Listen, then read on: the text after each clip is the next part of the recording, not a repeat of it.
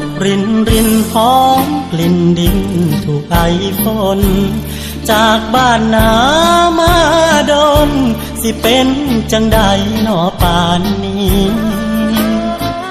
ฝนย่อยลงมาท้องไร่ท้องนาหญ้าเขียวขจีหน่อไม้ไฟผักติ้วกูจี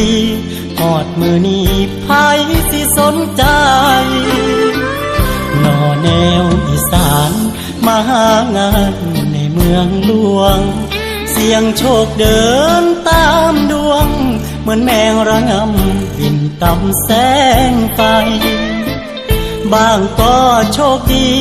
มีงานทำได้เงินกลับไปบางคนสู้จนแพ้พ่ายเมื่อบ่ได้อยู่ไม่มีหวัง